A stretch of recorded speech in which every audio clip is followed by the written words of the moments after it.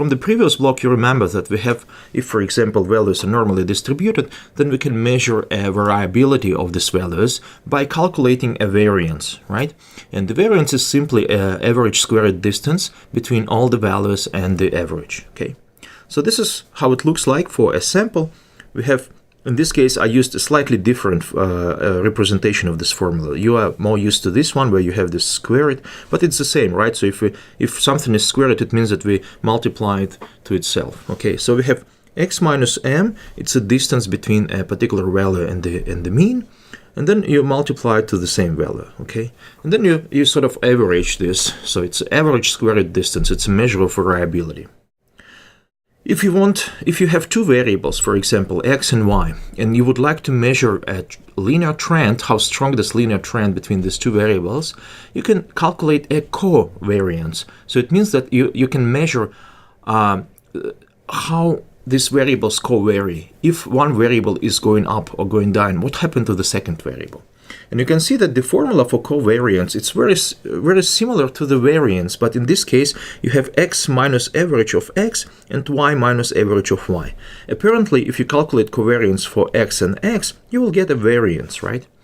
And then let's see how this formula works. Let me start with some simple intuition, with some pen casting, and then we will discuss several examples. So I'll just remind you the formula. So the covariance between x and y, it's 1 over n minus 1, and then we have a sum, I from 1 to n, xi minus mx, I will simplify it a little, and then yi minus my. Okay. So what it means? It means that now we have two measurements, we measure two variables, two values for every object, right? Then let's think a little. So let's make this x and y coordinate space. So this is x, this is y. Okay, this is y. And then let's say we have some points. So we have some points. Somehow scatter it around this in this x and y space. Let's take these ones. And then let's say this is the average for x. This is the average for x, and this is the average for y. This is the average for y. And then we can make this crossing. So we know where the center of the cloud, of the point cloud is. Okay? So if we make this drawing like I did, we can see that the average values split the whole plane into like 4 quarters, right? So let's start with this one, quarter number 1. What you can say about the points located in this part of the plot? We can see that these points have y values larger than average, but the x values are smaller than average, right? So x is smaller than average x, but y is larger than average y. So what it means? It means that when we take a difference, this part will be negative and this part will be positive, right? And positive times negative, it's negative. So all these values will contribute to the sum with a negative sign. Okay. Likewise, you can take this one, let's call it number 3. Okay. So in this case, the x values are larger than average x, but y values are smaller than average y, right? So it means that all these points will also contribute negatively to the sum. So this points will have a negative term when we multiply x minus mx and y minus my. Then you can think similarly. So in this case, let's call it number 2. All x values are larger than average, and all y values are larger than average. So these points will contribute positively here. Okay. Then here, in this case, that's number 4. In this case, the x values are smaller than average, and the y values are smaller than average, right? And then we have two negative signs. Negative times negative, this will be positive. So we have a positive sign here. Okay. Now let's think a little. Let's say we have a data cloud that looks like this. Okay, and this is the average values. So it means that you have about equal amount of points for the negative part and for the positive part. And then if you take a sum of negative and positive values, you will probably have a value around 0, right? So around 0. Okay. Now, if your points it looks like this. So this is the data cloud of your points, okay? So you have more points in the positive part than points in this negative part, right? So it means that if you take a sum, this sum will be positive value, will have a positive value, right? Then finally, if you have something like this, and here the lines are not the axis, the lines are the average value. So this is average x, average y, average x, and average y, right? So in this case, you have more points with the negative contribution, right? And very few points with a positive contribution. So the sum will be actually a positive, a negative. So we have three cases. So we have a case where the sum of all contributions will be about 0. And look, we don't have any trends here. Okay, so we don't have any lines that will fit the points well. In the second case, where the sum is positive, we have a line, and the slope of this line is positive, right? In the third case, we can make a line that will fit these points well, and the slope of this line is negative. So we can talk about the zero covariance, positive and negative covariance.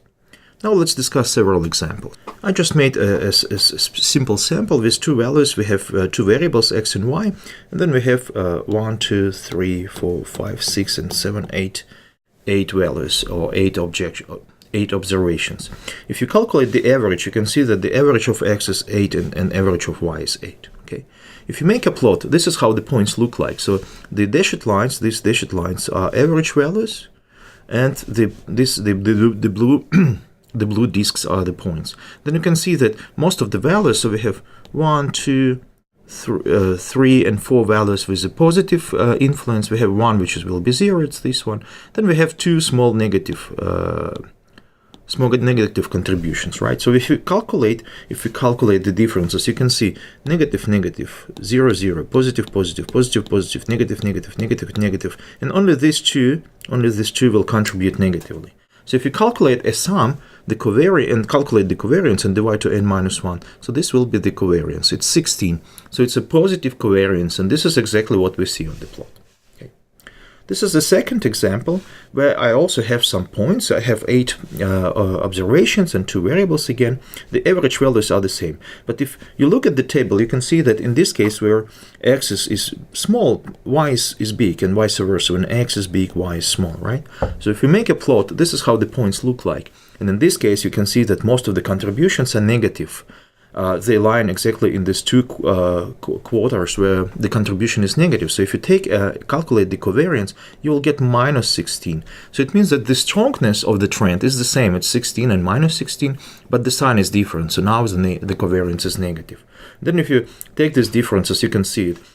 Negative, positive, 0, 0, positive, negative, positive, negative. So all the contributions as they multiply these values will be negative, and therefore the covariance is negative as well. Okay. Then finally the third example, again I have the same situation, but the values are slightly different in this case. And you can see sometimes when you have a small value x, you have a big value y. Sometimes when you have, for example, a small value x, the y value is about the same. So we don't have this clear trend, at least we don't see it from the numbers. Then this is how it looks. They look in the plots, and you can see that we have 3 points in the negative part. We have one, but very long one in the positive part. We have one in this positive part, and then we have 3 points in the negative part. If we calculate the covariance, you can see that it's almost 0. So the covariance is minus 1.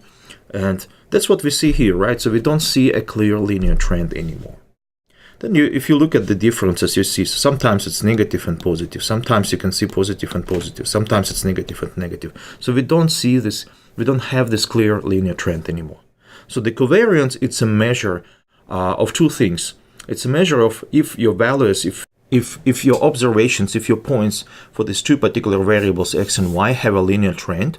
And then covariance tells you how strong the trend is. It means how close the points line to this imaginary straight line. And what's the sign of this trend? Is it positive trend or negative trend?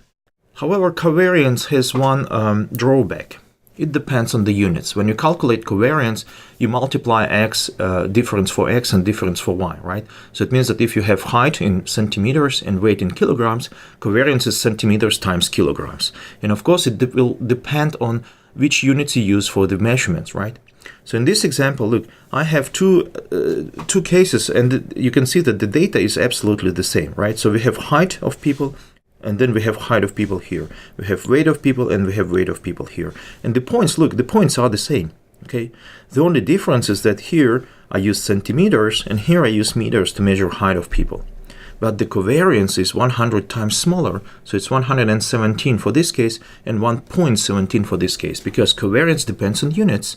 Here the differences will be about 1, 1.2, 1.3, and here the difference will be in hundreds of values, so that's why the covariance is 100 times smaller. So it means that it's very difficult to use covariance if you want to compare how strong the trend is, because this value depends on the units. What to do? Well, we need another statistics that will work as a covariance but will be unitless. So it means that we will not have any units. Let's discuss it in the next video.